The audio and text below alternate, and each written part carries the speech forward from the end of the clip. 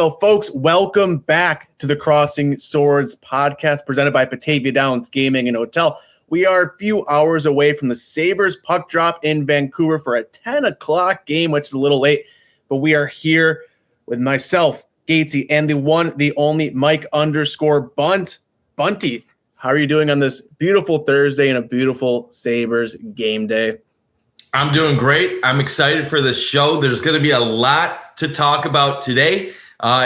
Originally, I thought we were going to be talking about the Sabres road trip and what was going on there. And now it looks like we have a lot more to potentially discuss tonight. So should be a fun episode and can't wait to get right into it. Yeah, and if you see by the title, we're tracking losses, and really we're tracking in the past 24 hours the private jet of Terry Pegula, because it is moving back and forth to Columbus.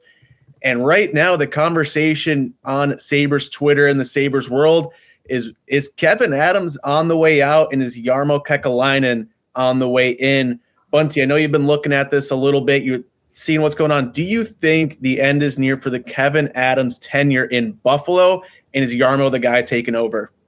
It definitely appears that Kevyn Adams is on his way out, and probably the most predictable thing of all time. Now, how Kevyn Adams even lasted this long was something, but when the Sabres hired Jarmo Kekalainen, I think the thought was, well, he's going to be the general manager eventually of this team, and if they get off to a slow start, could be sooner rather than later, and it's just gotten to a boiling point. It was already a tough start to the season with injuries and guys missing time and not having the proper depth that you thought you had built up throughout the organization. I don't think you and I thought they had enough depth. No. It was better than years past in Buffalo, but not enough in the year where you're trying to go for the playoffs. And we said, if Josh Norris gets hurt, what are you going to do? And then you get Benson down, Zucker down, and it just adds up. And I think the real point of when it got bad was the whole Eastern Conference is doing horrible. And you should technically be right in the thick of things. And yet you're still at the bottom of the Eastern Conference. And on top of that, it appears that some of the top players on your team that you've invested a lot in are just coasting. And I know that Thompson and Tuck have nice point totals. I know that Dahlin has nice point totals for a defenseman. Their plus minuses are horrendous. When you have Dahlin as a minus 12 and Thompson and guys like that around a minus 11 or 12, like, what is going on here? Like, these are supposed to be the leaders, the veterans, and they're playing worse at times than some of the young players from the American Hockey League. And it's gotten to the point where I don't know how you can deny it. Even if you're Terry Pegula and you love Kevyn Adams, it's what are you supposed to do? And Adams has had more than enough chances, and it's time for a change. And we know that plus minus doesn't matter, Creek. We can talk about Corsi and other stuff, but it does matter to a certain degree because it determines how many goals are scored on the ice when you're on the ice.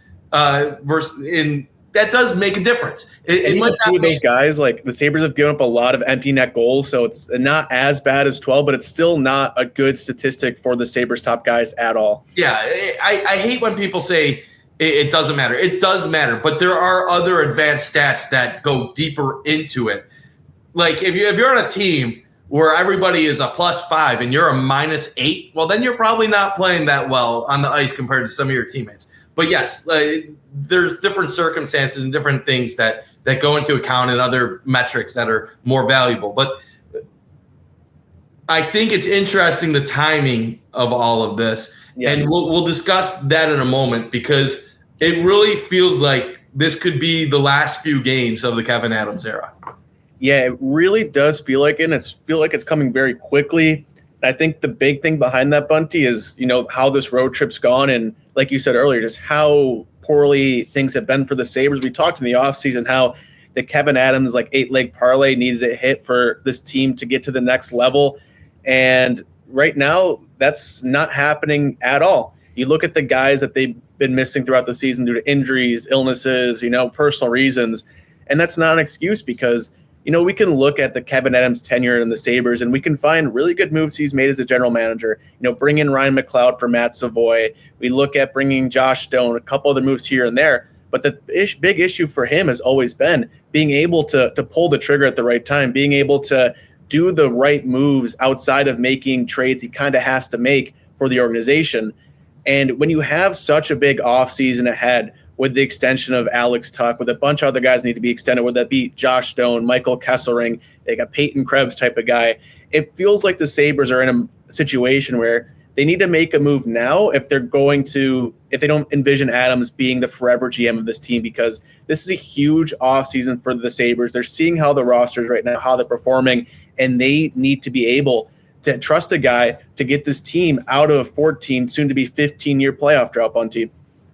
100%. And that's why I think the timing has to happen now, because you got to make a decision in the next 2 months about the future direction of your team. And it's not just about what you do with Alex Tuch. It's about convincing Rasmus Dahlin and Tage Thompson why they should buy in and want to stay part of this. And I'm not saying that you get rid of them even if they don't want to be part of it, but like it feels like a foregone conclusion that Tuch is probably going to be on his way out now. You had a chance during the summer to maybe extend him. You didn't. The market is thinned out. He's going to be one of the top free agents available. And if your only way of re-signing him is 8 years, $12 million per, good luck with that. Like that's one of those insane contracts where what's his incentive to even give a crap once he gets that contract? You give him all the money, and if things stink, you might have a little bit more of some of this recklessness and coasting and turnovers. But this is the thing.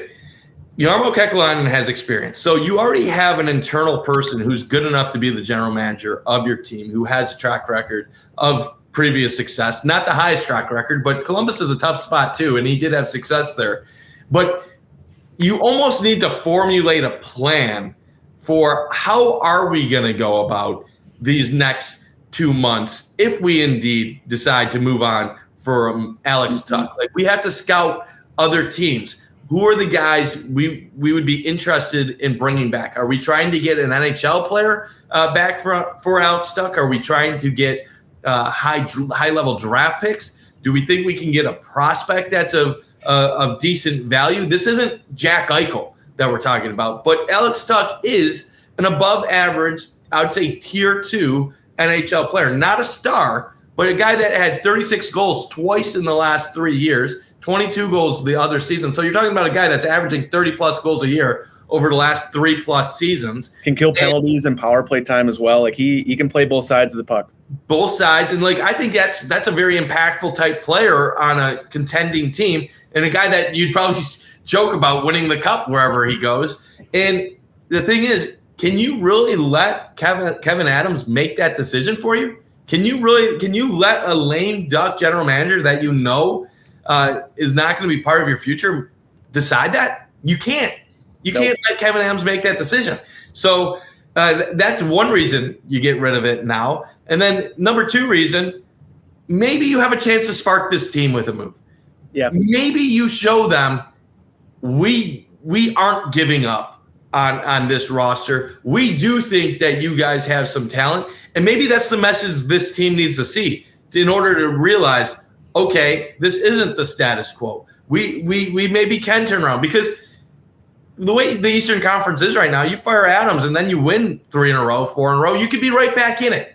And so there's a lot of factors in play here. And it's true, John. You also look at the comments that Lindy Ruff said the other day. I think it's very telling. It's clear that Lindy's always – he's a guy that likes to say what's on his mind, but it feels like he's been a little bottled up during his second tenure in Buffalo, where he's kind of going along with things. He's accepting the assistant coaches that are given to him, didn't get his own staff.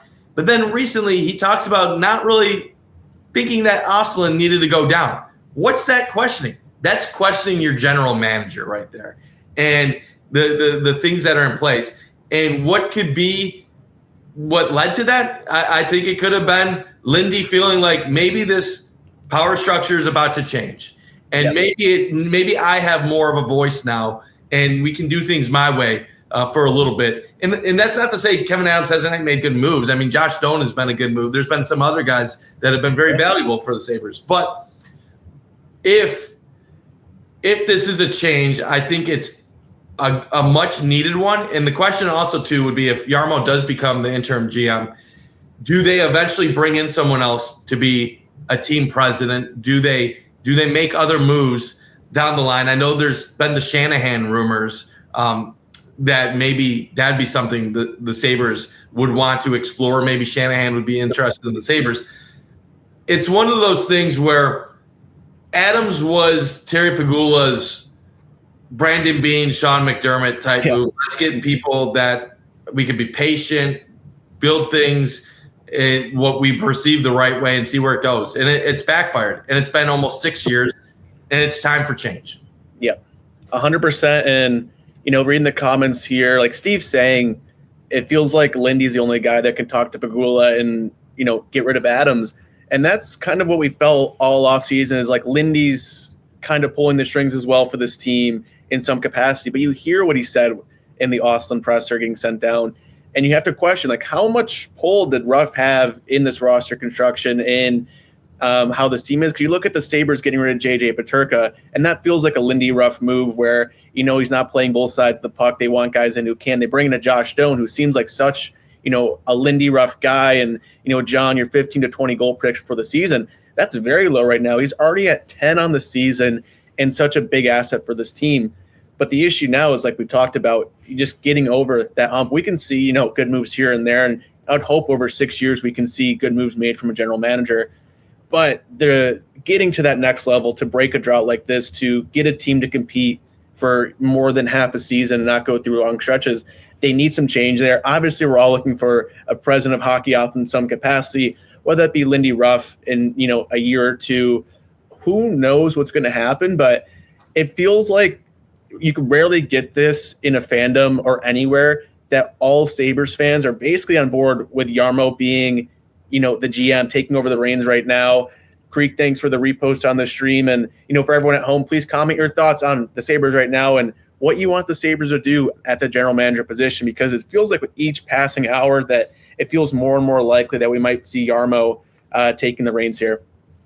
100%. And it would be interesting what Sabres fans feel about Jarmo Kekalainen taking over. Mm-hmm. There was a lot of positivity to him getting the senior advisor. That was a good feeling. And I believe it was more so the feeling that we got a competent person inside this organization, and it was long overdue. Now, there will be some fans that'll point to Jarmo's track record in Columbus and say, well, he didn't really win many playoff series. He didn't really take them far, and he was there for an extended period of time. And that's all fair. He didn't really have that super high level of success. Saying the P word. Columbus is a very difficult place to win as well. Not much hockey tradition, a fan base that is still kind of weak by NHL standards. Yes, they have fans. Yes, they care, but they have a cannon as well. An argument. They care just as much about their MLS team as they do their NHL team. Awesome in Columbus, and you're always playing second fiddle to the Ohio State Buckeyes down there. It's a different situation. I agree, John, but I also lived in that part of Ohio for 5 years, so I'm very familiar with the Blue Jackets, and my time coincided when Jarmo was down in Columbus. Hockey is definitely more of a passion in Buffalo than it is Columbus. It's a second fiddle sport in Ohio. There's people that like it. There's people that follow it. They get fans at their games, but there's not the pressure to win that there is in Buffalo. And it's a different, like, he has time, because I don't know if people in Columbus would be, oh, we got to fire this guy. He's horrible. He sucks. And also, he had a lot of success right away there. And he had some really high-level seasons in the regular season. And that was a franchise that had no history before him. So he was kind of like the first general manager that really brought them any sustained success and attention. And I think he was liked by it. And he was bold, and he made big moves. He obviously brought in Johnny Gaudreau, which was a shock out of nowhere. And he's not afraid of being aggressive. That's been the Sabres' biggest kryptonite in recent years. They're afraid of taking big swings at things, and they're always making excuses for why they can't do something. Yes. Oh, the palm trees. Nobody wants to play here. The taxes. It's cold. Small market. I get it. It's hard to attract players to come to Buffalo. So know what you're going to have to do? You're going to have to make some irresponsible decisions. If I was taught one time, if everybody is doing something one way, how are you going to step out by trying to do the same things as everybody else when you have less resources than everybody else? So everybody's doing something one way, and you're trying to do the same thing, but you have a less desirable city, a colder climate. You have higher taxes. You have an unsuccessful franchise. You have a horrible reputation. So why are you trying to do the same things that Florida would do? They don't need to sell their market like you do because they have the nice weather. You're not Toronto to where people want to go home and play for their team. So how do you get people to play in Buffalo? You're going to have to take aggressive risks. You're going to have to overpay somebody quite a bit. And maybe people will laugh at you. But maybe that's the player that gets you the respect or that little bit of growth to then you're starting to win more and you are a little bit more competitive and people want to do it the right way. Like when you say you can only win by drafting and development, that's basically saying you have no other avenues to success. And if the only way you're going to win through drafting and development, well, then you better have a better scouting department. But the Sabres cut from their scouting department in the past, so you're contradicting each other. Like the only way to win is a way that you haven't invested in. So that's why I think Kevyn Adams needs to leave, because it's clear he doesn't have an innovative vision to take this team where it needs to be. So if you're going to strike out, you're better striking out with a Jarmo Kekalainen or a Tim Murray, who instead of making excuses for everything, they're going to go out swinging. And I think that's what the Sabres need to do if they're going to get back on track. And I think that's what Tage Thompson and Rasmus Dahlin are desperately asking for right now. They're like, we don't have these guys. We can't carry this team. Like Tage Thompson is a fine goal scorer. But he is not an all-around hockey player. And that's the issue with a lot of these Sabres players. They have little things they're good at, but they don't have enough complete guys. So go after and try to make some big moves. And let's be real. Has Kevyn Adams gone after one legitimate goalie during his entire time as the general manager of the Sabres? We got a signing of Colton Ellis off the waiver wire. I'll say this. I understand that goalie is not a popular analytic position where like average goaltender, and we say it all the time, there's not much difference from the average goalie if you're goalie number 10 to goalie number 20. But we keep getting goalie number 50 to goalie number 60. Our starting goalies are like worse than half the backups in the league. And our backups are just as bad. So maybe they should have invested a goalie once in 5 years. That's not above the age of 35. Yeah, you would think, and the big moves too would do such a wonder for the locker room of, getting some investment in the team. And one thing I think really plagued the Adams tenure at GM and is you look early on, one of his early moves and his biggest move was signing Taylor Hall in free agency, and for it to work as poorly as it did, I think had some sort of effect on the rest of his tenure at GM. From after that point, we didn't see a massive swing that didn't have to happen. We all know the Eichel saga and different moves here and there, moving Peterka. But in terms of signing a guy, in terms of making that big move, we never really saw that. And I wonder if that had to play a fact in that creek. But we'll keep three goalies. We'll have 3 threes instead of 1-1. That seems to be working well so far. But we'll talk Jarmo, Kevyn Adams. Carson will be joining us in just a little bit. Let's move through the show just a little bit. Bunty, the Sabres are about to be on game 5 of a 6-game road trip where they are 1-3. We knew they were bad on the road. It's been 253 days now since their last regulation road win. I believe they're 3-9-2 on the season away from the KeyBank Center. I know this isn't what you want and envision, but is this what you kind of feared would happen on this road trip for the Sabres, where the wheels kind of fall off a bit? And I am still baffled they had 2 points last game. Yeah, this was my biggest fear, and it's sad that it's playing out this way because before the road trip, they were actually playing some decent hockey. Yeah. And it looked like they were going in the right direction. And then they immediately hit the road and they forget how to play hockey again. It's honestly, I don't want to say astonishing because now it's almost gotten predictable.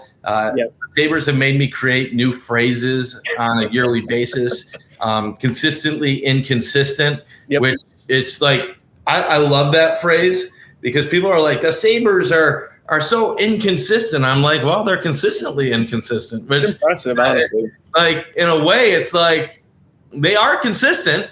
Mm-hmm. They just 2 wins, 2 losses, 2 wins, 2 losses. Like, and then the moment you think they're done, they defeat a team like the Minnesota Wild, who are on a 7-game winning streak and just defeated the Colorado Avalanche. And then you get 2 in a row, and you go on the road against Philadelphia, and you just get annihilated in the score. And I think that's another thing that's kind of frustrating me right now is that a lot of these games are games like the Sabres are out shooting opponents. They're getting chances and they're still losing by like 3 goals. Yep. And we got to have a talk. Like the goaltending is awful. Like, and I know we just said it a little bit, but like in the past, I think it was fair to say the goaltending was awful because the players in front of the team, in front of them were awful. And I don't know if I feel as confident about that anymore. Now, I know we had a disagreement the other night about UPL. And honestly, I didn't even watch that game, so I can't speak on the goals that UPL allowed that night. But the expected saves of the expected saves above like expected, all that stuff. The Sabres goalies are failing in those metrics, which means that if you had an average goalie, you do much better based on those stats. So that tells me that it is goaltending that's letting down the team quite a bit. And I feel like a few years ago when you'd watch the Sabres struggle to hold on to leads and other things, they would be allowing odd man rushes. They would be allowing breakaways. You'd be up 2 goals, and then next thing you know, you'd see like 4 2-man rushes, like 2-on-1s in 5 minutes. You'd be like, oh my God, like they have no idea what they're doing.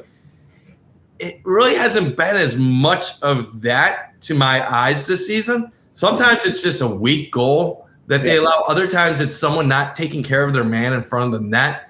And the frustrating part is they got guys that are experienced now. And it's not these minor leaguers on defense. You got Dahlin, you got Byram, Power, like Timmins. Like these aren't kids. Samuelson, like so I'm starting to like wear thin on the excuses. And I do believe, I hate saying this word with professional hockey because I do think professionals do try, but I do believe there's major effort concerns on this squad. And I'm not saying that they come out in the game and they're not trying. Yeah. But when things go wrong, they let 2 things happen. Like they'll let a one bad goal turn into a 3-goal deficit. Yeah. And then they'll dominate the next 20 minutes. And yeah, maybe that's other teams starting to coast a little bit themselves when they get a lead. But I really feel like there is an effort problem in this team. And I don't know why that is. I don't know if it is a lack of talent. I don't know if it is a lack of belief in the coaching staff, if it is a lack in belief in the front office, ownership. But you watch a team like the Boston Bruins that people said were going to tank this year. Mm-hmm. And every time you watch them, they're battling. Yeah. Like, and they've gotten off to a decent start to their season, even if it doesn't sustain and if they miss the playoffs. But, like, they battle. Yes. I don't know. And I know people will question the Sabres talent. I think it's fair to question, like, they're not upper echelon talent, but they got too many guys to be in the cellar. They got guys that are known commodities in the NHL. They should not be where they currently are. And that's, for me, why I hate using the broad term culture, because that could be a lot of things, but it really does hit, like, the nail on the head. And, dumb penalty, Steve, 100%. And that kind of goes into my biggest thing is it feels like it's just a lack of just mental preparedness and engagement in what they're doing. You see a lot of really dumb mistakes, which you'd expect in like early in a season, new players in, new coach, like that's going to happen in your first, 10 or so games, 10, 15 games. But to have that through 30 games that we're still, having really dumb mistakes, not taking guys in front of the net. And the thing for me is just getting outworked consistently in front of their own net. If you look at like the shot chart from the Flames game, every single chance the Flames had, the picture of was insane. It was just all on top of the Sabres net, just a million red dots, literally nowhere else in the Sabres zone that was a good scoring chance, but strictly in front. And that's the part that's most disparaging is you want to see the Sabres take on the identity of an underdog, of a team that's trying to break a 14-year playoff drought. And obviously we know it's not the players' fault that it's 14 years, but they have to know what it means to the city, what it means to fans, and to just get outworked, night in, night out in areas that they should feel a lot of pride. You look at, previous Sabres teams. That's the thing. I don't think they have the pride. That's what scares me. That's what really scares me. That's where I think this conversation needs to start going is why is this team not embarrassed by what they're putting out there on the ice? And the only thing I can really get to right now is that it's a cycle. And we talked about this pre-show in which you have all these young kids that come up and they show flashes and they look hungry and they're playing hard and they look good. And you're like, why do these young kids that are 22, 23 always look better than half of our players that are veterans? Because they're playing for their NHL careers. They're trying to earn that promotion and become NHL regulars. Yep. And yeah, they make mistakes, but they want to prove to everyone they have what it takes. Yes. And what happens, in my opinion, is they stay with the team for 2, 3, 4 years, and the losing just sucks the joy out of them. They see veterans that don't want anything to do with this organization, that want out. They realize they have a front office that is not putting forth their best effort to winning games and turning things around. They see an owner that's not spending to the cap, that's content with the product on the ice. And then they see veterans that simply went after coasting for a period of time or requesting a trade, get traded to great organizations where they win cups and get contract extensions. Yeah. And you also, when you're going to the league, you hear other players talk, and other players are trashing the organization. There's people in the media mocking the fans. There's people talking about how Buffalo is a desolate Siberia to play. And it's just an overall depression that surrounds this hockey team. And and that's what I mean by culture. And how did the Bills get out of that? They eventually hit on a star quarterback who had a little bit of charisma and dog in him, and they were able to start winning. And then that convinced other people, hey, let's come be a part of this. The difference being the Sabres aren't going after their guy to be the dog. And we always get mad, like, why was Tage Thompson not part of Team USA? Well, he should have been, but I think some of that is they look at him as he puts up goals in Buffalo. What else does he do? Like, does he do the little things 100% that get the Sabres over the top? And speaking of the Olympics too, Bunty, it drives me crazy when I hear people talk about how the Olympics should be a big thing to motivate guys on this team and how it is. Like, people talk about the team. The fact that like the Olympics would have any sort of will to make guys play better on the Sabres is like, I hope it's not even remotely true, where yes, the Olympics is cool and everything, but these guys, I feel like the want and will to actually succeed in the NHL and have this team succeed isn't there at all, because you see these mistakes, you see this all happen. And John, real quick, I saw your comment. Why do we hear a lot of smoke lately around Kevyn Adams? Where is that coming from? Bunty, do you want to take the lead on that one? Yeah, so there is a lot of smoke around Kevyn Adams. It's coming from multiple different people within the Buffalo media right now. Nothing has been actually reported that he is on his way out, But the long and short of it is that Jeremy White earlier this morning tweeted Sabres with 2 eyeball emojis and a clock emoji from Stranger Things, basically alluding to the clock is ticking. And you can guess what that's referring to. And then Chad DiDomenicis basically said, I haven't heard anything concrete. Obviously, there's rumors. Maybe he would move to a different spot. The same old stuff we've been hearing for the last 8-9 months. And Jeremy basically wrote back, I'm paraphrasing. I forget the exact words, but you might want to do a little bit of digging. Mm-hmm. And after an hour, Chad basically then says, never mind, and then says, I think it is probable that something could be happening in the near future. He said, nothing I can say substantially. I can't report this. I don't know it to be a fact, but there's a lot of smoke. And then the reason you got to give Jeremy White a lot of credit with this stuff is he's not someone that just puts stuff out there for clickbait. Yes, when he's on the show, he does a lot of stuff that'll get callers and listeners, and he can be a little bit engagement farming when he does radio show, as are 90% of radio people. But Jeremy White is very intelligent. He knows what he's talking about. And Tim Graham, I remember he has that super secret Sabres source that is always seemingly right. And then the next level that adds on top of this is that Tim Graham on his Tim Graham and Friends podcast with Jonah Bronstein said that he had talked to been reached out by some of his sources. Obviously, Tim Graham very tight with Buffalo sports with the Bills and the Sabres, and they said there's a lot of smoke that Adams will likely be will be on the move in the very near future. So when Tim Graham speaks, you got to listen. And the fact that Jeremy White also said it, it strikes me as decision has already been made.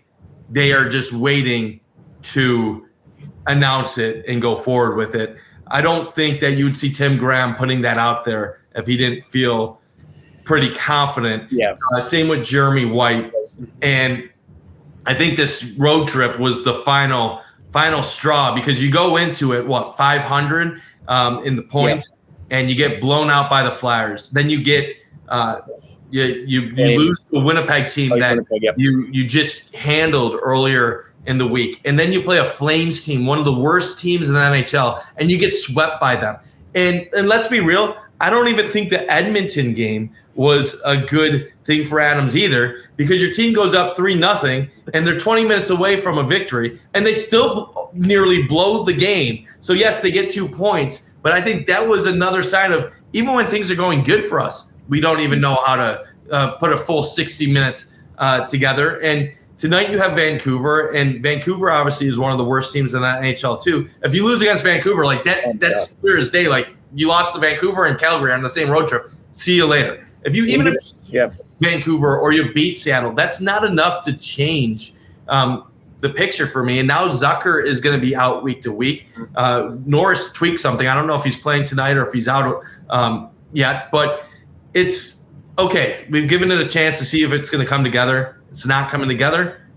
Time to fire up this team. And I think that's what the Sabres thought process is. Definitely. And like looking at what Steve said with Kuntar, he signed, was it yesterday? And speaking of Kuntar too, I played with his brother at Chatham. And, when I was at Chatham, it was a newer program and it was really bad to start. And I remember our head coach specifically telling young guys, be friends with the older guys, but, don't get into their routines. Because you look at guys that have been around for a while at a program that's not succeeding. A lot of times it's, your older guys, your vets who, phenomenal guys, great guys. But to win games and to get to the next level, you have to be dialed in on everything, be an absolute, maniac in a lot of aspects of your life. And we didn't have that for a while. Now that's the culture now. After building that for a couple of years, they're ranked for the first time in program history. You look at the Sabres, and for me, that's what scares me the most. But you look at someone like Jason Zucker and what he brings to the Sabres, even on the ice. He's a power play guy, net front, finds ways to score goals.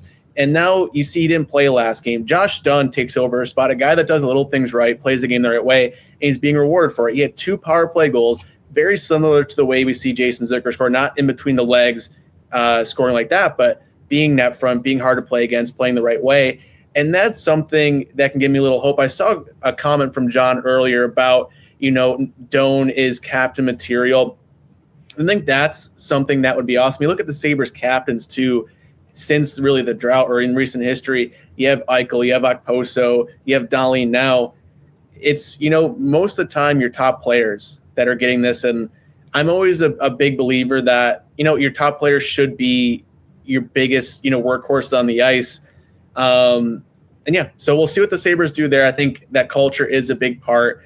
And Bunty, we talked about the Edmonton game, that third period, they gave up a goal 10 seconds into McDavid. They gave up a goal 2 minutes in. So now it's 3-2, 2 minutes in. They find a way to survive basically that whole third period until 1 second to go, until it goes to overtime. And then somehow, they dug deep. They found a way to win in overtime.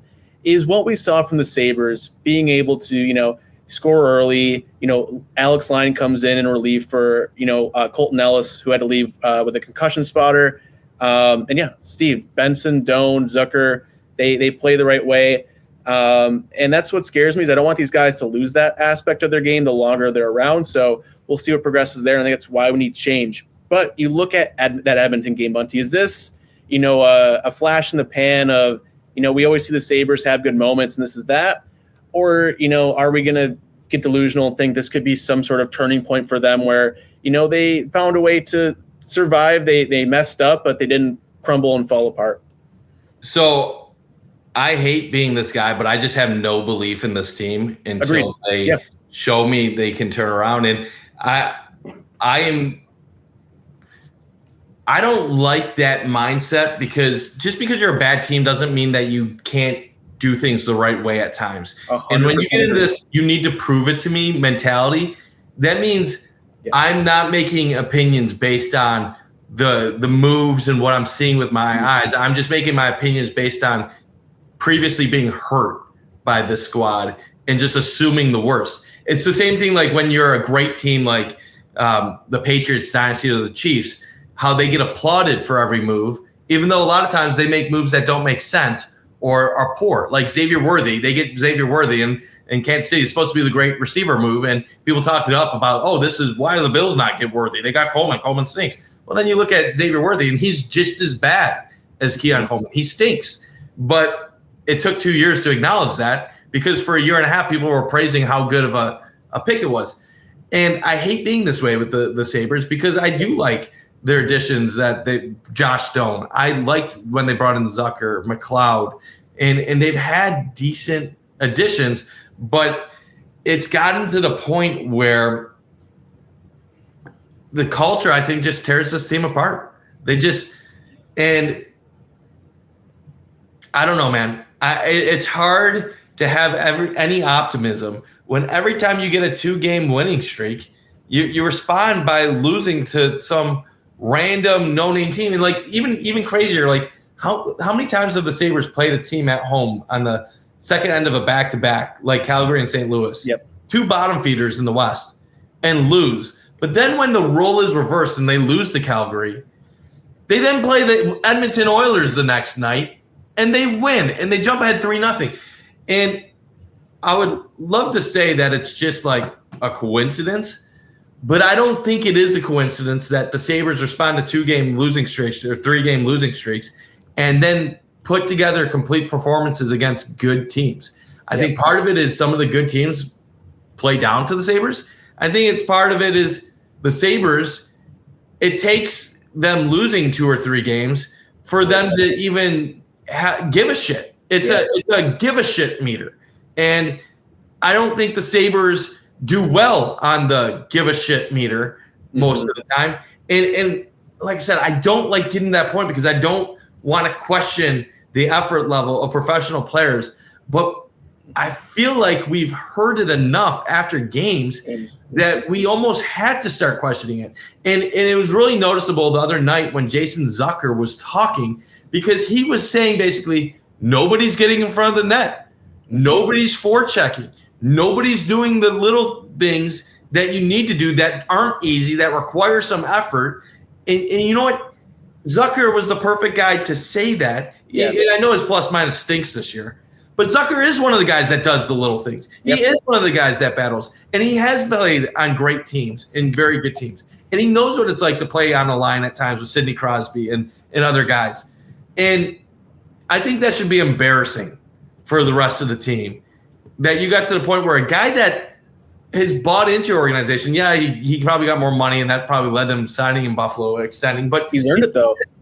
He's in the later years of his NHL career, and he's choosing to play it in Buffalo. And he probably likes the money, but he also saw the ability to succeed and still have some value to his game. And it probably has to be pretty disappointing to him to see the lack of shit given by some of his teammates.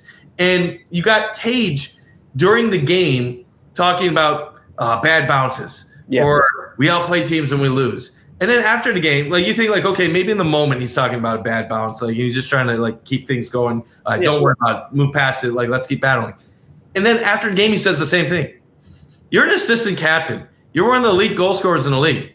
And that's the way you're talking? Own up to it. You were one of the ones that called for accountability on this team, and you're not being accountable to yourself. Like that's the shit that really is bothering me. And I said this to AJ on the phone recently. When the Sabres got rid of Jack Eichel and Sam Reinhart, a really funny thing happened. They didn't get dramatically worse. Oh. And you know why I think that was telling? It's telling that the culture was already dead, and that even with two guys of their caliber, it didn't make a difference. And within 2 years, they were already much better than they ever were during any season they had Eichel and Reinhart. But with Eichel and Reinhart, they maxed at low 80s one year. Most of the time, they were in the 70s. And suddenly, 2 years later, with a bunch of kids and inexperience, they get to 91 points. Well, I think we might be getting, unfortunately, to that same point where we not saying Eichel, not saying Thompson and Tuck and Dahlin are Eichel and Reinhart, but where we're getting these guys that have the talent, but they're not, and maybe they're not as public with their discontent and their frustrations, but they're not doing the things on the ice that they need to be doing. There's a reason why the Boston Bruins with no talent are winning games. And for the same reason, that's why the Sabres are losing games. If the Sabres just work their ass off on a nightly basis, they should be no worse than a few games over 500. They're not doing it. And honestly, I understand the frustrations with management. I understand the frustrations with ownership. But at some point in time, where is the pride in this group to where you like, and I understand a lot of these players, they don't love this fan base because they feel like we have a toxic fan base that is always against them and critical of them. But you're playing for a city that is just desperate, relevant, and just to make the playoffs. And they just don't seem to care. And it's sad. It's really sad because they need to get out of this cycle somehow. And I don't know how you get out of this cycle without making some drastic changes. And I always thought that Thompson and Tuck were going to be part of the solution. And now I don't know if I believe that anymore. And the only way I think you salvage Thompson is if you bring in somebody else to take over the top role on this team as a forward and have Thompson be – it's almost like let Thompson be your Pat Kane to Jonathan Toews. Like you're the skill guy. You're going to score a lot of goals. Fans are going to love you. But you're not the face of our forwards. Jonathan Toews is our guy. You're Danny Briere versus Chris Drury. You're like every organization has they need that other guy to take that next step. And it doesn't even need to be a more talented player. It needs to be a guy that has the right mix of high-end ability, of a voice in the locker room, and the ability to have a two-way game. And Tuck is a great player, but Tuck isn't at that. he ascended in Buffalo. They need somebody that has done it before here. And it can't be a Zucker who is later stages of his career. It can't be a Josh Norris who has been good, but for another crappy franchise who's always hurt.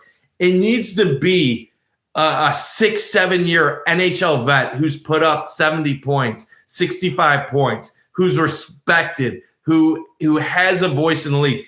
And that's how they're going to change it.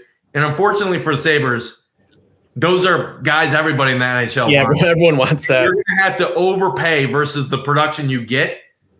But at this point, and I don't know how it's ever going to happen with no trade clauses, but you almost need to pull off a miracle like that. And that's what Chris Drury was back in the day. And they got to figure it out. And I don't know if they ever will. Yeah, and that's the scary part is you look at this core, and even throughout the course of the season, they've had bad games or they've stretched some good games together. And every time they have a bad game, it's the same exact talking points in the locker room of, we need to be better. We can't, walk into this game and expect to win. We need to play hard every single night. And then it's the same, repeating issues over and over. And even when you hear Tage say, it feels like they dominated the game, but they still lost. Like, that's true to some extent. If you see they're out shooting teams, they have more offensive zone time. But the time the puck's in their own zone or the times they just shut their brain off for way too long, it happens way too often. They get scored on because of it. Great teams, like, they prioritize their D zone more than their offensive zone. I want nothing more than these Sabres do that, because you look at the Sabres 91-point team, this just feels like a worse version of that, where it feels like they're worse defensively and worse offensively, and they're not getting insane goaltending from UPL. They, in my mind, need to change how they play. I was super excited for Ruff to come back because I thought he could instill that joy for, the D zone, for the little things. So yeah, we'll see what happens there. John, I agree. I think Jarmo can be that change there. We talked about the big swings he's made throughout the course of his GM. And the thing that Jarmo that just excites me, I think it excited fans when they brought him in, was just that experience he has. It feels like every move the Sabres make, especially in the front office, is like, oh, we're going to have to develop a general manager who was coaching the U12 team the year prior. It's very, I don't know. I would be excited for the idea of a Jarmo. What's frustrating about that is acknowledging that if you're a USA developmental coach, you have a chance to be the Buffalo Sabres' next head coach. Yes. Because that's going to be the strategy of how we're building the team. It's crazy. And even the head coaching too, Bundt, we brought in a soccer coach at one point during this. Like, I'm ready for some stability. And it feels like the Sabres keep trying to reinvent the wheel every single move they make. And it's obviously not working so far. So we'll see what happens there. Bunty, we're over a third of the way through this season. There's a lot that we need from this team. But in terms of certain players, is there someone that's not meeting your expectations or you need more from at this point in the season? Or who's that guy for you that if I gave you a crystal ball and you'd be like, you're back to normal, you're elevated, who are you taking? Can I name the entire roster? I mean, I can accept that because I'll just tell you the guys I need more. I'm pulling up some numbers in front of me so I can have so I don't just say random shit. But based on the eye test, who do I need more out of? I need more out of Tage Thompson. I need a lot more out of Tage Thompson. I don't care that he has 26 points in 30 games and he's on pace for around 40 goals. We had a good stretch too at a 6-game goal streak. Yeah. So outside of that too, it's even worse. I need Tage to play some damn defense once in a while.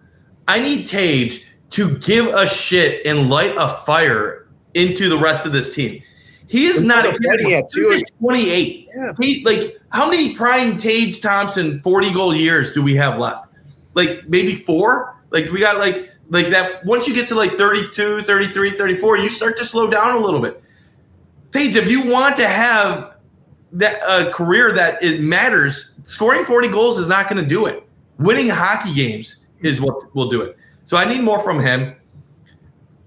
I can't criticize Alex Tuch too much. He's only one of the few players on the team that's actually not a negative at this point in plus minus. It blows my mind, but yeah. I've seen so many sloppy moments from him this season, and it seems at times he's going through the motions. And I know that's, like I said, I hate putting accusations like that out there, but that's how I feel. I'll say this.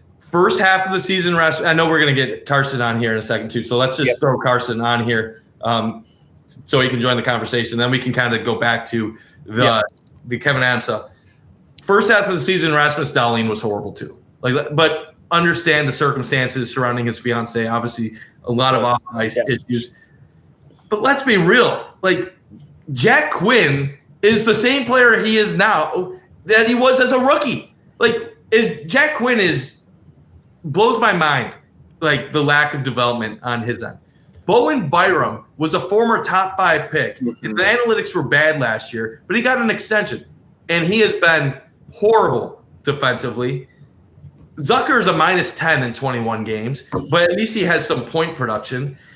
It's Owen Power. I don't even know what he does in front of the net other than watch tourists knocking rebounds. He's not doing anything in front of the net. Peyton Krebs, I was excited about him as our 4th-line center. I thought that would give him somewhat of an advantage. Peyton Krebs has been horrible the entire season. Connor Timmins has been horrible the entire season. Don't get me started on all 3 goaltenders. Alex Line had a nice start to the year, but now he's down to an .899, which I guess by Sabres standards makes him their best goalie since elite. Ukko Pekka-Luukkonen, Gatesy.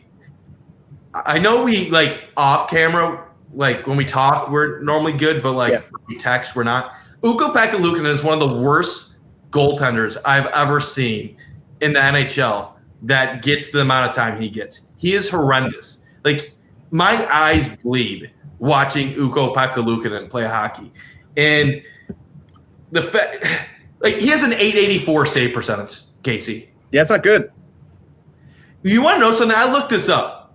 We always say Devin Levi isn't ready to be in the NHL. And we say, well, his save percentage isn't that good when he's in the Sabres. Do you know Devin Levi's save percentage for his career in the NHL is 2 points different than Ukko Pekka-Luukkonen?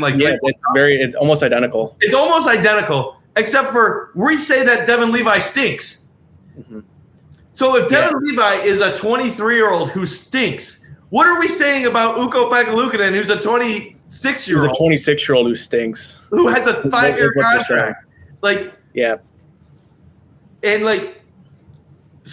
Who needs to be better? Name the entire roster. And then we don't even have Yuri Kulik, because of blood clots. You have no Kesselring because he gets hurt. And Josh Norris, it's a day by day. But I do have a few players I do want to compliment. Yep. Josh Stone. I know his plus-minus isn't great, -7. That guy's a dog. Yes. Capital DAWG. Matthias Samuelsson. Mm-hmm. He's having a great season. He's proven a lot of people wrong. Zach Benson. He's having a great season. Would be nice if he learned how to score goals, but at least he gets points setting other players up. Outside of those guys, I think Bryson's been great. Expectations were low, and he's been solid. Norris somehow is a -6 in 5 games despite having 7 points. It's impressive. That is very impressive. It means that you are basically a power play merchant. Yes, which is funny because that's all Dylan Cousins is. But I could shit on this entire roster right now, and it also is funny how at home they're on a 103-point pace, but on the road they're a 40-point pace. But let's get other Carson involved. Yeah. Now I'm a mic between 2 Carsons, and Gatesy, I'll let you start with him, and I'll tell you one thing, Gatesy. Carson was not liking the Kevyn Adams conversation earlier this morning, and he was saying this is a little premature, Kevyn Adams truther, a little bit sensitive. So he's had some time to digest everything, and I think he is also a little bit nervous that St. Bonaventure might lose to Ohio University this weekend. So he is a little on edge. So I can understand why he's a little sensitive, but we'll let him talk a little bit. Yeah. Initially, I saw the tweet today around 9:30 this morning, and it was regarding something Chad Dienaminis put out. Mm-hmm. I think he's a guy who has a lot of good sources typically. And I saw, the rumor mill starting. I'm like, okay, well, it's not Elliot Friedman. It's not Pierre LeBrun. It's not Kevin Weeks. None of the big insiders that typically know what they're talking about, posted anything, at least to my knowledge. I checked the Sabre report, Sabre source crossing swords. We didn't have anything, right? So it kind of struck my mind. And then I saw Jeremy White said something. I was like, okay. And I'll openly admit I'm not the biggest WGR listener. Right now I'm at college, so I don't drive, right? I'm on campus, so there's not a ton of reason for me to throw WGR on. And I'm also very busy. So when I heard Jeremy White, I was like, okay, well, what makes that different from anything maybe somebody else says, right? Well, to my knowledge, I guess Jeremy White has a good track record of secret Sabres source, so I was off the mark with that. But what I will say is now that this does appear to be, hey, this could be happening here a little bit more with multiple people kind of saying this, and it's only probably a matter of time till it catches some traction with, the big fish like Friedman or LeBron or any of those guys. It's just, I don't know. But we talked about this a little bit today. I was running a little bit hot about it because I've heard this for the last 2 years, and I'm sick of hearing about, there's smoke. Where there's smoke, there's fire. And Kevyn Adams, if it doesn't get better now, well, maybe the future is short-lived for him. And that just hasn't been the case. It's been all fabricated to this point in time. This one seems a little bit different, though. I will say that. It seems a little bit different. Have you heard the latest about Tim Graham? I did hear I saw that Tim Graham believes that he's going to be out. But I haven't heard exactly what he said. I've spent the last 4 hours working. He basically said there's smoke from his sources that Kevyn Adams could be on his way out very soon. Okay, so Bundt, I do want to discuss something though that we talked about. I think we're on 2 different pages. If this is leaked and it's going to be correct, I think this is extremely unprofessional from the organization. This is the guy who's second in command from Terry Pegula. Unless they had a conversation, which again, the status is they talk daily. I think this is just not a great move as far as the guys who are supposed to be around him and supportive of him in that front office and other people from PR maybe putting this out there. I don't think that's a great thing. I think that's something that you keep in-house, even if when he's coming back, hey, ties are going to be cut. I just don't think that's something. I feel Adams is almost getting stabbed in the back a little bit here, because if other people know that aren't inside the organization before maybe Adams knows he's going to get fired, I don't think that's correct, especially when maybe Adams does know. If he knows, he knows. Okay, at this point, he's completely invalid. But I find it extremely unlikely that he made a road trip on the West Coast to know that he was getting fired. I just don't think that's a likely thing. And I think if he is going to get fired and he doesn't know of it, I think that's a black eye to the people inside of that organization and kind of, I don't want to say their morals. I don't think that's the right word. First of all, the Pacific Northwest is a beautiful place and a great place to vacation. So if anything, maybe they told him before the road trip and he just wanted to have one last trip with his guys. Go to bed. That's the case. I love that. I think that's great. Why they lost the first 3 games, because they're sad. They're sad that he's going to be gone soon, and this is the last time they get to hang out with him. But on a serious note, Carson, I get it. I respect where you're coming from. It's not great. I'm not going to deny it, but this stuff happens in professional sports. I agree. Here's the thing, though. I get it with a player aspect, especially if you're one of the guys who are more, I don't want to say insignificant, but let's say you're a bottom 6 guy, right? I do feel that is something that does happen. I still don't agree with it then, but I really don't agree with it when it's somebody at the level and the job level that Kevyn Adams has.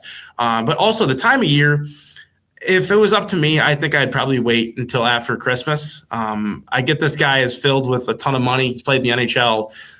He's probably making a good buck. For all we know, he might be making like $50,000 as the Sabres general manager. That's why he stayed this far. But all jokes aside, it's a holiday type of year, and you got to look. I think there's more than just a general manager. Kevyn Adams is a guy who I think deep down is, again, local guy. He's a guy who I think really did put a lot of pressure on himself and thought, hey, I could be the guy. And he really tried to get this thing over the hump. I mean, maybe was he playing with one arm behind his back a little bit sometimes? Yeah. Was he maybe afraid to make a move every now and again? Sure.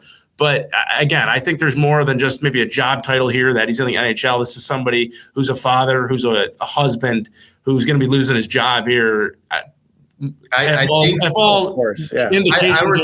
what you're saying, Carson, but you're putting too much of a personal touch on a person that has failed miserably. What's a week though, Bundt, from what's going to be the difference if he gets fired Tuesday to the 29th? I don't think there is any. I really don't. To me, that's just something that I would do differently. You just answered your question. What's the difference?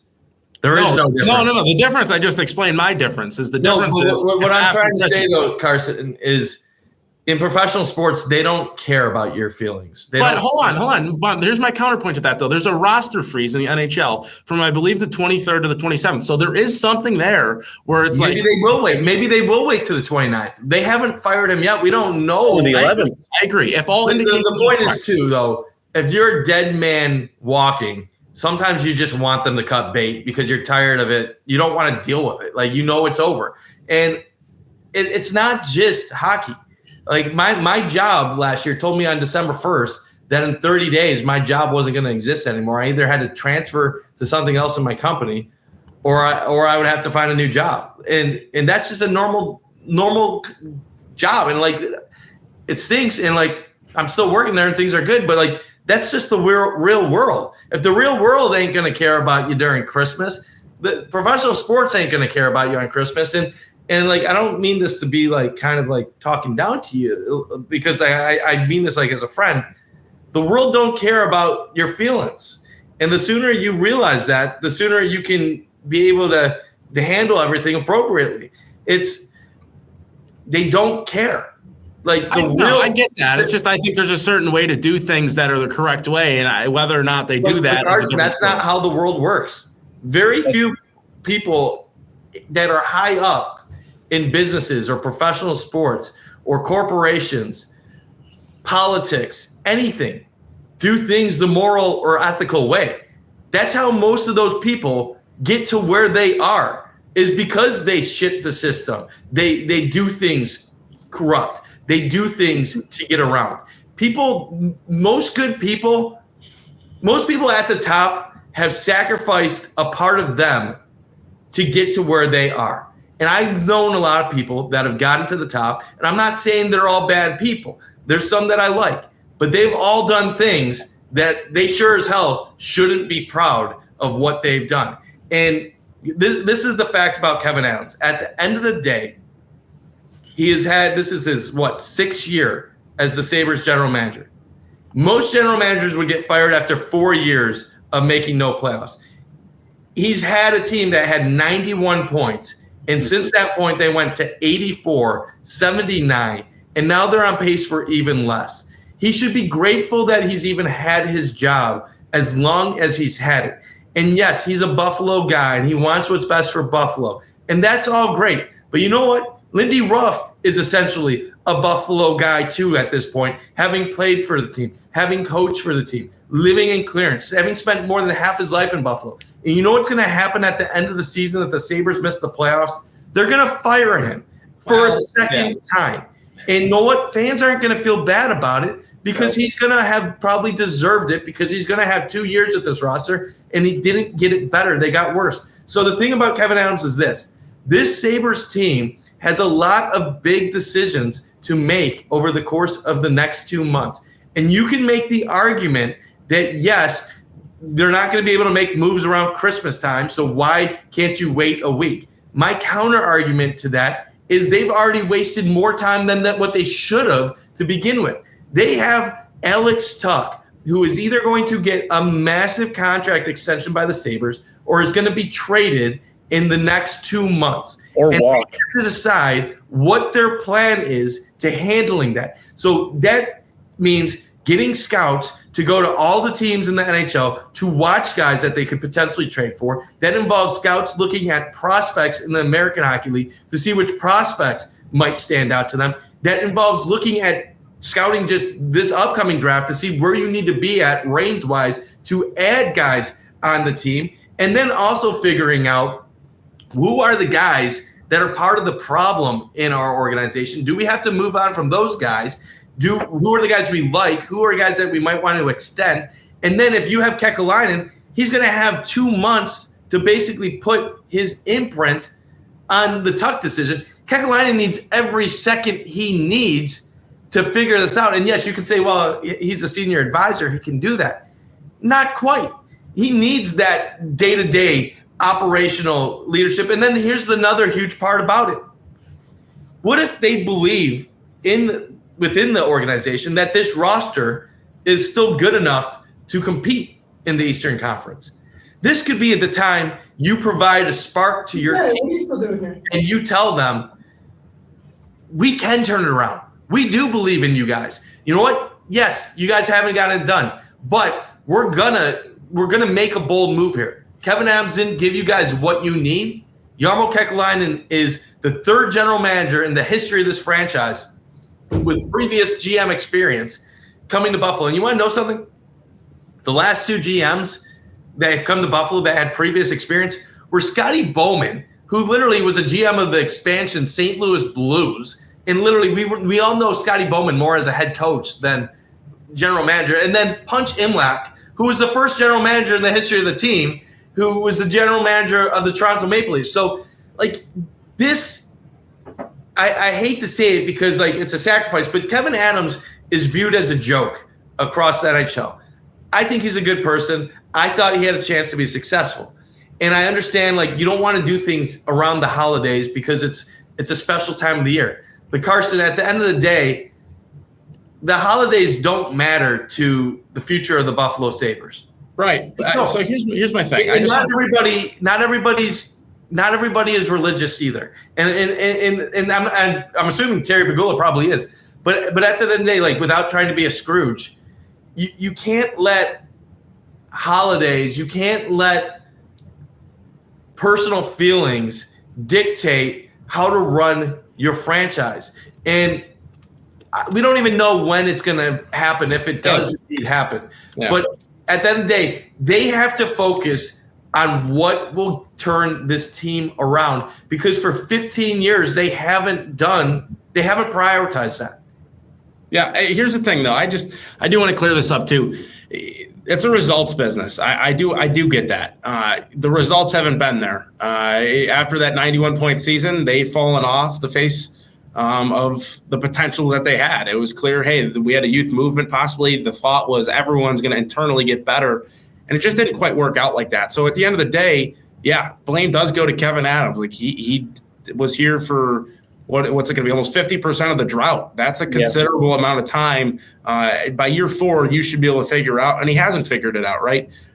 So it's everything about it is kind of disappointing, right? So like whether or not he should be fired, I think is a different conversation. Now, if I was the owner, I probably would have looked into it maybe a year or two ago. But at the same time, to me, it's interesting because it's just tough, like he has tried different ways. The team faces injuries. Maybe things go a little bit different. They're more healthy now. But it's just interesting. Like by year 4, he should have figured it out. It didn't work. They got rid of Granato. Like it's just a personal tendency I have. I talked about it in the group chat today. Like I typically stick with coaches or players longer than I probably maybe should have. What's going on, Slick? But I'm a big believer in that, and I think it's a loyalty thing. But at the end of the day, like I do get what you're saying. It's cutthroat, and the holidays don't matter that much. Like to me, though, like the week doesn't matter. I'd give them past Christmas, and then boom, like you're kind of that's the thing, right? I probably would let them ride out, but it's just the contract extension's not going to happen. It's clear at the bare minimum he's not going to get a contract extension at the end of the year. Lindy's probably going to be gone as well. That's going to be a lot. Those are 2 major holes that you're going to have to replace. And if you can do it right, you never know what can happen. Like the foundation for this team is here, no doubt about it. I think there's a rebuild we've saw from past history. That's not the right way to go about things here, especially in the last decade when it comes to, quote unquote tanking. But the foundation's there. You got Thompson, you have Dahlin, you have Tuck for now, but you still have assets there that you can get out of that. You have Zach Benson, who looks great. The guys who are coming up from Rochester look good right now. There's still question marks though, but it's difficult when you look at the GM and you compare it to coaches. There's one thing that's been constant over the last 6 years, and it's been 2 things, I guess. Terry Pegula, the owner, and then it's Kevyn Adams at GM. So right now, I think it's my personal side. I've always been kind of a bit of a Kevyn Adams defender to a certain point. There are certain faults that do come onto him. But at the same time, I think there's been times where maybe the luck of the draw hasn't went your way. But after 6 years, we can't just be talking about luck. We eventually have to get the job done. And it's results-driven business. And when you don't get results, changes have to be made. And I think we're kind of to the point now where things might be starting to turn that way. Do you know Yeah. the day Kevyn Adams was fired? It hasn't happened yet. Well, it happened actually a long time ago. It just wasn't officially announced. It was the day Jarmo Kekalainen was hired. That's not. I don't disagree with that. I think the writing was on the wall there. They put the knife in that day, basically. Yeah, when you bring in a veteran GM that's been doing it for a decade in a similarly sized hockey market, you're putting the writing on the wall. They knew they were basically saying, Kevyn Adams, you have 1 year, one offseason to turn things around, or else you're done. And they're not going to let Kevyn Adams make the Alex Tuch decision. Yeah. That's too big of a decision to let somebody that's a lame duck general manager who's going to be gone at the end of the year to decide. And then you have a really bad – because here's the issue. You don't get rid of Adams now and you wait another month and a half and you don't do the proper scouting, the proper stuff that you need to go into that decision. And then you say you're kind of competitive and you're thinking, oh, well, maybe we keep Tuch and we try to compete for playoffs. And then he doesn't re-sign. You lose him for nothing. Yep. If you get in an area where you decide, well, let's give him a contract extension. You give him an 8-year, $12 million a year contract extension. And then you still miss the playoffs by 15 points. And then Tuch, the next 5 years, gets you 45 points a season and he regresses. Then you just had a huge miscalculation on a value of a player. And if you just trade him away and you don't get the proper return, you're going to be screwed in that area too. Like, they can't let him make that decision. And so if they do indeed fire him soon, it's a mercy fire. It's basically, and even with the way the Sabres run, who knows? Maybe they don't even fire him. Maybe they just reassign him to a lower level role in the organization where he can still stay in Buffalo with his family, but they just basically give him a regular salary and he gets to live his life still. Like, at the end of the day, like, he's never going to be a general manager in the NHL ever again. He's probably never going to be an assistant general manager in the NHL ever again. His reputation is horrible around the league. So if the Sabres decide to push him aside, and who knows what happens, but it's one of those things where I think there's no point to stall things anymore. I'm not saying that because Stahl is going to be the next GM, but it seems like Kekalainen is going to be the guy. And if I was the Sabres, I would promote Kekalainen to general manager. I would bring in a guy like Shanahan to be team president, and I'd say, we're going for it. We're trying to win. Shanahan brings in a level of respect. Kekalainen brings in a level of respect. And what my first thing this offseason would be, and I know it's a thinning free agency, so who knows who's really out there. I would make a move that says we're open for business. Well, it's tough too because Kevyn Adams bought out Jeff Skinner. They're going to be paying him over $6 million next season.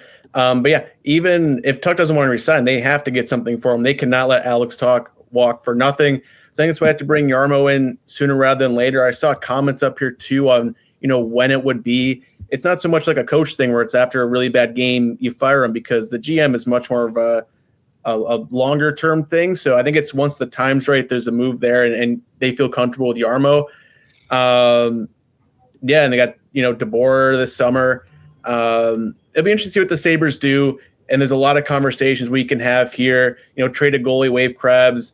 There's a lot of things going wrong right now for the Sabres, and it feels like a big move like that could be something that can shake this team up in some capacity. They play in Vancouver tonight, guys. How much stock are you putting in this game, and do you think there's much to it at all?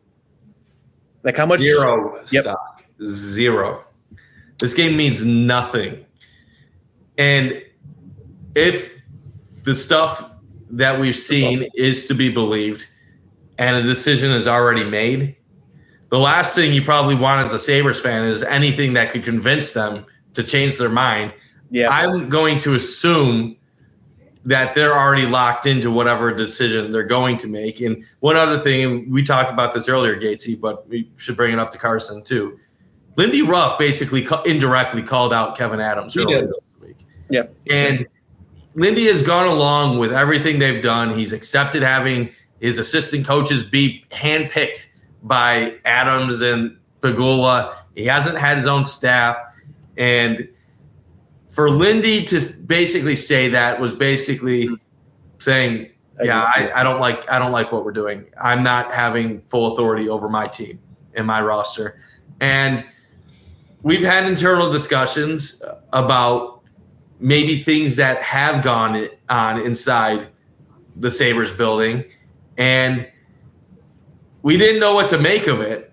But I think it's clear now there is a power structure shifting taking place. And I'm interested to see how all the things might turn out. Because let's be really, really upfront and honest. If they fire Adams and then this team somehow wins like 6 of 7 games, not saying that's going to happen. It's probably less likely than them just like losing 6 or 7. But if they somehow get hot after firing Adams, it's going to be really revealing that this roster basically thought he was a lame duck GM that didn't have their best interests in play. Yeah, it's as far as the stock question goes tonight. It's a really weird comparison, but I remember there was a saying in high school that we had for history class. I should say government class. I'd compare the owner, the general manager, and the coach similar to like U.S. Congress. You have the Supreme Court. They're in there for life, right? That's your owner. Your senators are in there for every 6 years, so their decisions aren't as much influenced maybe by their peers. And then you have the House of Representatives, who every 2 years, right, they're up and ready to go, and you know they're making a lot of decisions on when it comes to themselves a little bit to get reelected. I kind of feel like the House of Representatives represents your coach, the senator represents your general manager, owner, obviously Supreme Court. So like it's.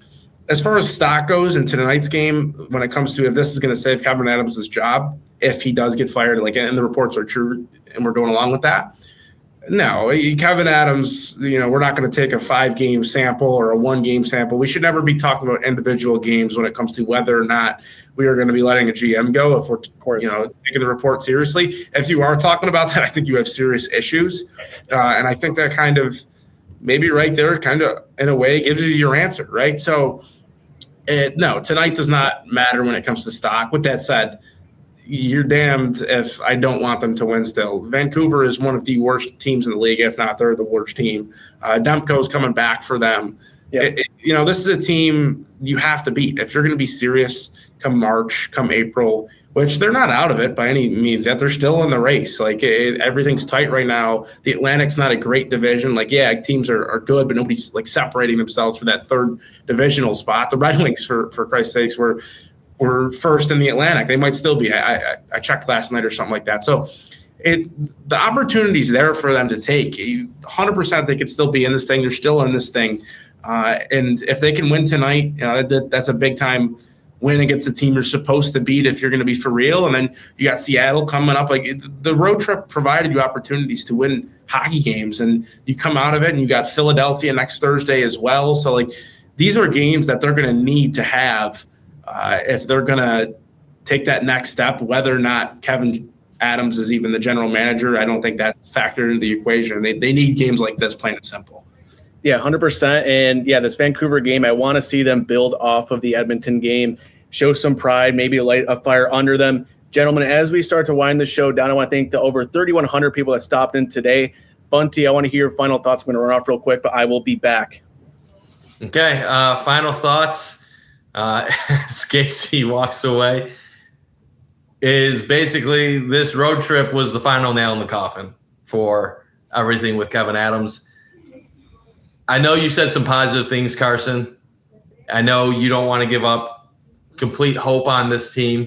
And I still believe in some of the guys on this roster, but it feels like now it's time to basically to move on. I don't want to give up on the season, but essentially I am focused on what does the future hold. If the only way they will make this season matter is if they somehow get hot at some point and then figure out what the next steps are once Kevyn Adams is gone. And it's sad. We're talking about mid-December and feeling like the season is already out of reach. And I know that's not the case in the standings, but if we're being real, when you get past 30 games, you know what your team is. And the whole conversation going into this month was, can this team show me that when healthy, they are good enough to be in the race and they have the mental toughness to be competitive on a nightly basis? And their road splits they just prove that this team doesn't have it.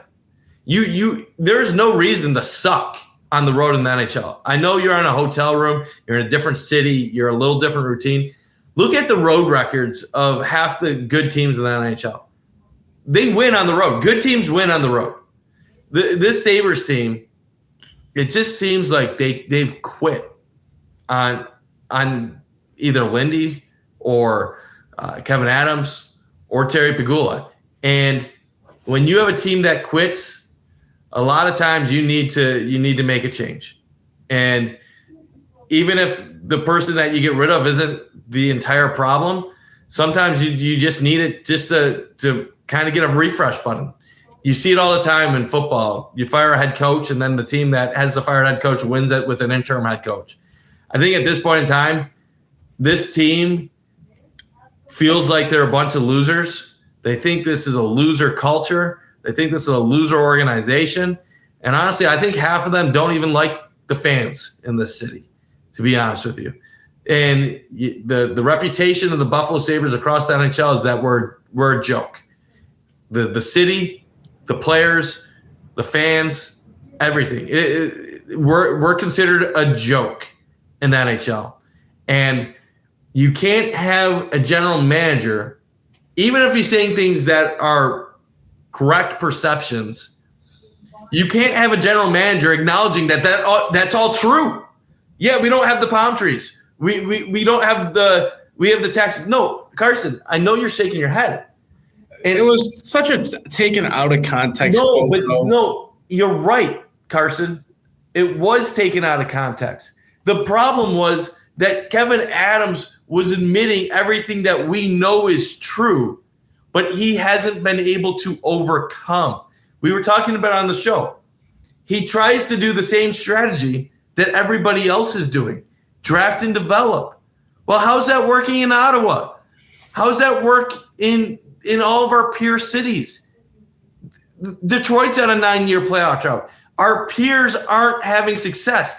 If you're trying to do the same things all of your competitors are doing, how are you going to get better when you're a less desirable city, when you have higher taxes, when you are colder climate, when you have a worse tradition, where nobody wants to play for you? He's trying to do the same things that everybody else is doing, but we're not in a position to do the same things. Now, maybe if we got lucky and we got the number 1 overall pick when it's Macklin Celebrini or when it's Connor Bedard or Connor McDavid, maybe history would have gone a little bit different. But we can't just continue to lose every year, get top 5, top 10 picks, guys that are just good enough to play in the NHL after a couple years, but not good enough to make an impact at the level you need. You can't just have the draft and develop. You got to do something outside the box. And this team isn't doing anything outside the box. We do have the beer saber. This would be my final point. If you're a MAC school and you have a budget $5 million less than your other MAC school, how are you going to get better than that team? You're either going to hope and pray that you draft and develop, that you recruit and develop better than your other MAC school, which is going to be hard because you have less money. So you better be the best at developing. And odds are you're not going to be 10 times better at developing than the other head coach. Or you need to have a different strategy. Maybe I need to have all these teams are defending the run. Maybe I need to have more of an open up passing game. Or all these teams are passing. Maybe I have to run the ball. You need to change things up. Maybe you go for it on fourth down more. The Sabres need to find an alternate route to success. And they have not been bold enough in trying to do it. And until they are bold enough to do something that is outside of the NHL norm, they're not going to have success. And it shows that they're complacent and that they're content. They need to start being more bold. And I would rather see, I think 95% of this fan base would rather embrace a Sabres team that's being bold that falls short than being complacent that falls short. Because one is we're going down swinging, and the other one is we're content with just being part of the league. And if the Sabres are just going to be content being part of the league and missing the playoffs every year, then I will get to the point where just move the damn team, because I don't need a hockey team that's just going to accept being one of the worst in the team on a yearly basis.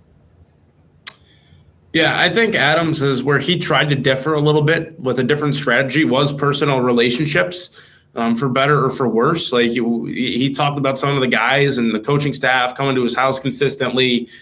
You look at what he did with Kyle Okposo. He dished him off to Florida where he wanted to go. He's done that with a few other veteran guys too. And I thought he maybe thought, well, they're agents and that reputation will help me get a guy in free agency, or maybe a guy to or a general manager to return the favor and trade it back to me, or trade a good, return back to me. I don't think it quite worked like that. Maybe how he planned, or Worked the opposite. Yeah, it just didn't really come to fruition. So it's tough. The results haven't been there. What they do after Adams, I think, is kind of we see the line, the trajectory with not Karmanos, Jarmo Kekalainen, and then he's going to have some big decisions to make if it is ultimately him and they do move on from Adams. Is what are we going to do with a number of these free agents? How are we going to get better? Where are we going to be in the draft? What are we going to do with head coach? What about the bench? What about the assistant coaches? What about the Amherst, everything like that? And I can imagine he might try to bring in his own guys. But right now, with Adams still the general manager, I don't want them to think, as in the players on the team, that we're punting the season away this early. The season's far from over. The win against Edmonton, to me, was, although they played a disastrous third period, to me was impressive. To blow a 3-0 lead and then still come out and win in overtime like the way that they did, that was impressive to me. That showed that, hey, there is still some mental strength there, and they kept their composure come overtime. I mean, I've seen Alex Tuch get his fair share of slander throughout the season, but the effort that dude threw in overtime, that was all Alex Tuch. Carson, you didn't watch the first 45 minutes of the show. The Alex Tuch slander is still continuing. It's courtesy of Mike Bundt. I get it. There's a lot of people hating and ripping on Alex Tuch right now, but the effort from 89 in overtime was tremendous. He gets rewarded with the goal, beautiful pass by McLeod. It's just we need effort like that more consistently. I think don't get me wrong, but I don't want them to take the Adams, if they do fire him, as a way of, okay, well, guess what? The season's over. I don't think they will necessarily take it that way. If anything, that might light a spark under them. Okay, your job's not secure anymore. This is not the guy that brought you in here, either through free agency, the draft, or a trade. So to me, we'll have to see. I think if they do let him go, the 10 games after when Adams is let go, I think it's going to be a big tell on how the guys viewed him, and ultimately and how the trajectory of the rest of the season will go. If there's, if they start winning, I think that's a sign that, okay, these guys are playing motivated. They're ready to go. If they start losing, I think that's a sign of, okay, well, the firing is more of a kick in the can. We're done. And right now, the finals 52 games is going to be massive for the future of this team, because Alex Tuch's a guy, we talked about him a ton, but Tage and Dahlin have been here for a minute. I think Dahlin, you got loyalty from, especially with how they handled his fiance. But you look at Thompson, he's just getting a year older, right? So he might be a guy that they could possibly, want out or things like that. He's been here since 2017, 2018, maybe 2019.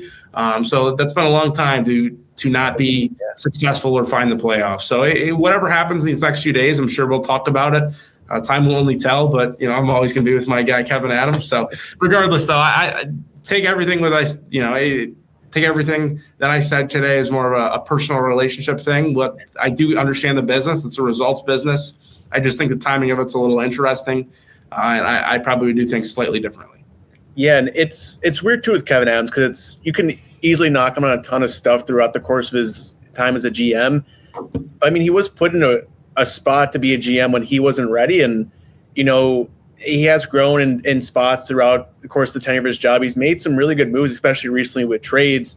And you even look how he talks with media. Like, I think he's pretty open with media when they talk. Like, they'll request availability. He'll talk with them. Like, for a guy who's had a Fire Adams chance throughout basically the entire tenure of his job, like, I will give him credit of being, like, open with, how things are for the most part. And even, like, he's been too honest a lot of times, too, whether it be, like, the palm tree stuff or I feel sorry for our fans. There's a lot of weird stuff throughout there, but you look at the team now and even the win in Edmonton, normally that would fill me with like, oh, the team can build off this. This is something good that, they blew a 3-0 lead, but they, like Carson said, won that in overtime. They played strong. They didn't fold.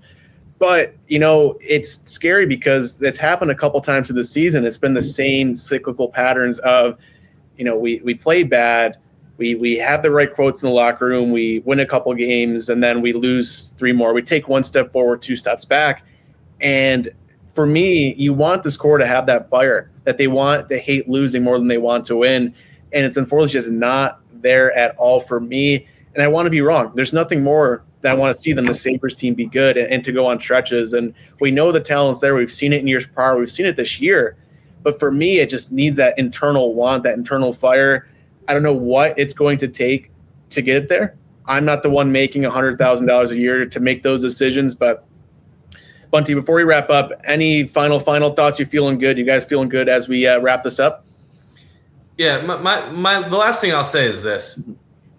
It's tough now because I think the generation of players now are weaker mentally than maybe any generation of athletes we've ever had in professional sports.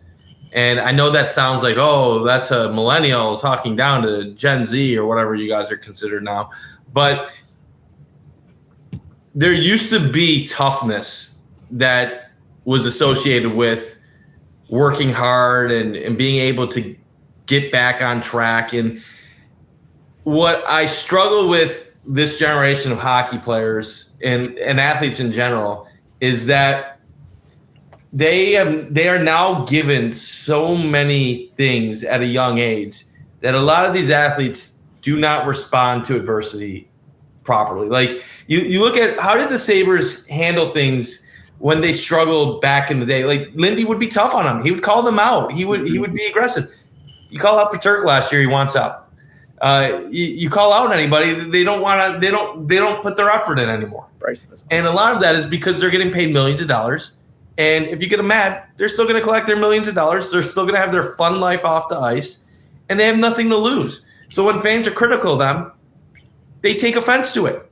These Sabres players don't understand why the Sabres fans boo them or why they're hard on them. They're like, well, we weren't here for all the time. You can't understand. Like, it's years of built-up frustration. I used to defend the Sabres players. Like I get it. You're not part of it. Like, give me a break. But what's frustrating is, like, what I think the Sabres need is they need a general manager that the players respect and believe is doing everything in his power to make them a better team that can win on the ice. And I also think at the same time, they need a general manager that instills confidence in them, not someone that just says nice things to them in the media or says, I believe in you. They need a general manager that has the right balance of saying, you are a good player, but we need you to play like the player we're paying you to be. We didn't sign you to this extension to coast. We need you to do this stuff. And I need the player to respond to that appropriately and not just quit on the team. I think Kevyn Adams was a little bit too much of a, I believe in you guys. You can do it. I believe that you guys are going to take the next step. But at the same time, when things would go wrong, he'd be like, well, the palm trees and, New York taxes, all that stuff. It's too much of a, I believe in you, or the world's against us. Woe is me.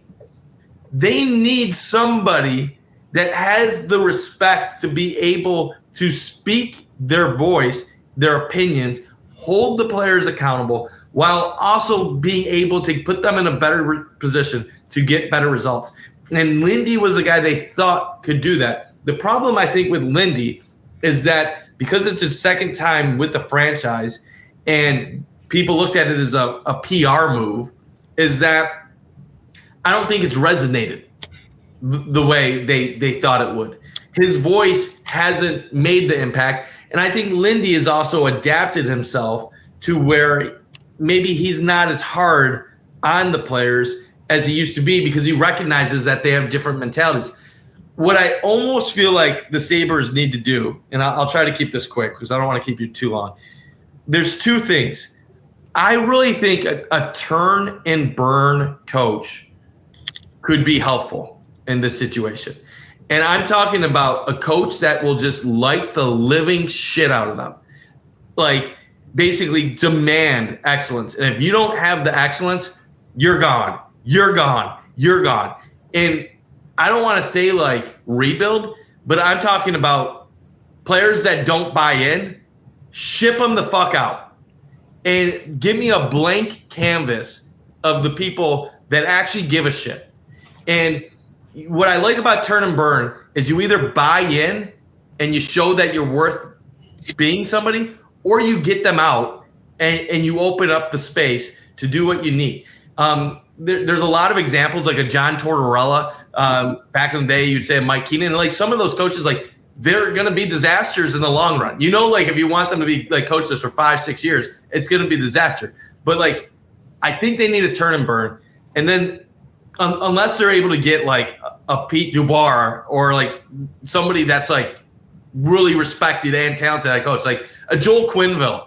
Like, I hate saying this, he might have been an intriguing guy to come to Buffalo, where he's had all the success, basically built the Florida team before Paul Maurice gets the Stanley Cups that Joel Quenneville was part of building, and he won the Cups in Chicago. Like, would he have been a good reputation? No. But does he know how to coach hockey? Yes. That might have been a guy that they should have taken a chance on. Now he's back in the NHL, and somebody else is going to reap the benefits. And then the last thing I will say is this. People might persecute me for saying this. If Tage Thompson, if Owen Power, and some of these other guys, I'm not saying trade power, but if Tage Thompson, some of these other guys don't turn up their level of play to a more consistent team-based approach in the next year, fucking trade them. Like honestly, I get it. Tage is a great value for his goal scoring. I don't need guys that don't play a lick of defense. I don't need guys that are going to be turning over the puck. I'd rather score two. Like, this sounds horrible because I know we lived this with Eichel and Reinhart with like not scoring goals. I would rather have a team battle their ass off and work hard on a nightly basis, and maybe the puck luck goes their way, maybe it doesn't, than seeing a bunch of lazy people on a nightly basis and skill players giving away goals. And for the love of me, give me a goddamn goalie that actually can start in the NHL. So basically what I'm saying, give me a turn and burn coach, get me a general manager not afraid of making a bold move. And if that all fails, not start it over, but start moving some of these guys out. I'm getting to an end point with some of these key players on this team. Wow, Bundt is just repping the team. Like, I'm just being real, Carson. I get it. Tage has been part of this team for how many years? Wild. How many years have they been? Like, here's the thing. We said it earlier in the show. Tage can score goals, but how is he helping you when he's a -12? Like, he's not helping you. He's a net negative. He doesn't play defense. Our play numbers aren't what they used to be either. Like this Tage Thompson, net negative. Do you watch him? I mean, I'm not ready to give up on that. I'm not giving up on him now. But what I'm saying is, think about it. He's 28. How many prime years does he have left? It could be 5. It could be 6. It could be 1. It could be 2. I need Tage to be the reason why they're winning, not a contributor to why they're losing. No, I don't want Ted Nolan for a third stint, please. That's a charm. That's a no for me. But that might be that might be all they can get at this point. But and I know I sound like a clown when I'm calling out maybe the most skilled player on the team. But you watch the team, like you're not a minus 12 by accident. Like the reason the Sabres stink isn't because they got a bad fourth line or because their third line ain't good. It's because the guys that are supposed to be carrying this team don't do their jobs. So at some point, I got to ask myself this. If Tate scores 40 goals, but we're getting 79 to 83 points a year, what is the point of him scoring 40 goals? We talked about it earlier in the show. Why was Jonathan Toews the guy people talked about in Chicago when they had Patrick Kane? Why was Chris Drury the guy in Buffalo they talked about when we had Danny Briere? You can get other skilled guys that will score goals. Maybe not 44 in a season, but you need an all-around team. And that's why we love Josh Stone, even though his plus-minus isn't amazing right now, because he can bring it in both sides. That's why we like guys like Ryan McLeod, who's a middle six player. Like the Sabres need their top guys to lead by example. And that is where they have failed throughout the years, is they get players that don't want to embrace the fact that they need to carry the team. Josh Allen carries the Buffalo Bills. Tage Thompson does not carry the Buffalo Sabres. And I understand hockey is different than football. A quarterback has a bigger impact on the game. But I'm just tight. Like, there's been countless hockey players throughout the years where you're like, that guy can score a lot of goals, but you're like, but their team stink. Like Rick Nash. Rick Nash could score a lot of goals. But did his teams ever win? Ilya Kovalchuk. He could score a lot of goals. But did his teams win a ton? Like, look at Pat Kane now. Pat Kane still puts up 60 points. But Pat Kane is a shitty hockey player. Like, he doesn't play an ounce of defense. Like, the Sabres need guys that are committed to doing the things that lead to winning hockey. And winning hockey isn't just about putting 40 goals in the net. It's playing hard when you turn over the puck at the blue line. It's getting back to the net to block a puck, help your goalie out. It's being in the right lane. It's your goaltenders not being blind. It's defensemen realizing there's a guy in front of you that's about to tap in a rebound and putting your hands on them. Like, this team is so lazy. And some people say that's not lazy. It's just not talent. They're just not talented enough. They're lazy. I've seen Sabres teams with half of this talent be playoff teams in the past. This team is one of the worst collective groups of people I have seen. And it bothers me because last year, I actually think last year might have been worse with Cousins. And for as talented as Jack Eichel and Sam Reinhart are, I think that might have been the worst culture in the history of the Sabres when those guys were on the team. Like, there's some people, like I said, that are leaders and other guys that are passengers. The Sabres have too many passengers on their team. And Jason Zucker called it out the other night. Not enough guys willing to do what it takes. I don't get it. I don't get how you're an NHL player and you just don't give a shit. Yeah. Just one, I guess, final thoughts. I'll make it quick. If there is a regime change and Jarmo takes over, we talked about John Tortorella. I'm just saying the connection with Columbus is there. It's a guy who's burn it down. Let's go. I'm a huge Torts guy. I love Torts. Former Sabres assistant too. Who? You a former Sabres assistant back in the day. Oh yeah. Yep. Torts. Long time ago. I think he was with Rochester too for a brief point in time. Yes. But regardless, I think that could be Rochester assistant. I don't know if Sabres assistant. That's a fun thing to keep an eye on. But as far as the team goes, they just got to continue to they got to work. They got to work. Right now, what happens with Kevyn Adams, to an extent right now is out of their control. Some of these guys weren't here 3 years ago. Some of them were.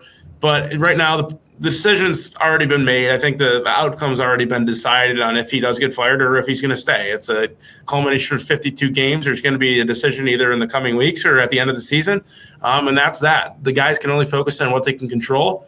And all 23 of them better be ready for whatever happens next, whether that's a loss to tonight and they make it, a move or and 5 or so days, or everything stays the same. That should not change the intensity level. These guys could it change the motivation? Yeah, sure. But the intensity's got to stay the same. The effort's got to be, high quality, and the team's got to find a way to get wins, because at the end of the day, they've been extremely inconsistent.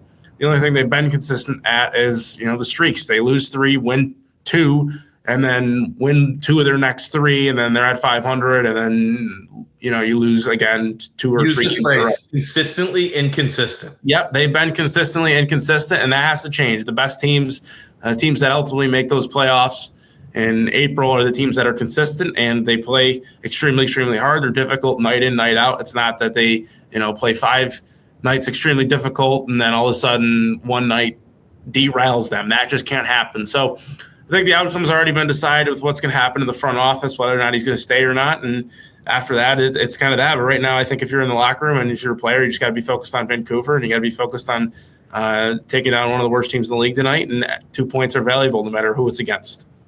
100%. And yeah, this is a game tonight too where you have 2 teams kind of in similar boats of they should be better than they are. There talks of big stars being moved, what the future looks like, or retool, rebuild. Are they going to try to build what they have right now? It's going to be an interesting game tonight at 10 p.m. puck drop, which should be illegal on a weekday. But alas, here we are. And yeah, you guys set it up pretty good. It's going to be interesting to see what the Sabres do right now, because this sets up not only the rest of this season, but their off season and their future. Because like we said all night, you got an Alex Tuch extension on the horizon. What do they do with that? Can they get it done? Do they end up moving him because they can't let him walk for nothing come the off season? You have other big re-signings need done, whether it be Josh Stone, Michael Kesselring, and just general improvements to the team. There's a trade deadline looming less than 100 days away now, and each day is important here. So it's kind of an awkward stretch of the season. So we'll see what the Sabres do. And I think a movement of Kevyn Adams would just give fans, sign of a pulse from, ownership that they want to be better. Whether that's, bringing Jarmo or what happens. And I'm interested to see if Kevyn Adams stays with the organization. I think that is genuinely a possibility, what that be. So that time will come. Big game tonight, gentlemen. I'll go through the last couple of comments here, but I want to thank John, McKay, Paul Hamilton, Mike, a whole lot of you stopping in tonight. If Norris plays 10 games without injury, should trade him. Yeah, I mean, that's the issue now is even him missing the last game tonight with like illness/soreness, that just feels very odd. I know they said an injury's been running through the team, but yeah, it sucks when it's, Norris plays a handful of games and is out again. So another kind of stain on the Adams tenure. And yeah, Norris's game has been good when he's here, but the issue always has been he hasn't been. And I want to thank everyone here who has been here tonight. The over 4,100 people who stopped in tonight to hear us talk about the bottom of the Eastern Conference, Buffalo Sabres, as they look to play a 10 o'clock game tonight. So again, thank you for being here. If you're still watching on YouTube, please subscribe. We're trying to grow this channel out on Twitter or Facebook. Shoot us a follow. That has been Mike_Bundt. That has been at Carson Hayek. I've been at Gatesy 35. Thanks again, folks, and we will see you all next week.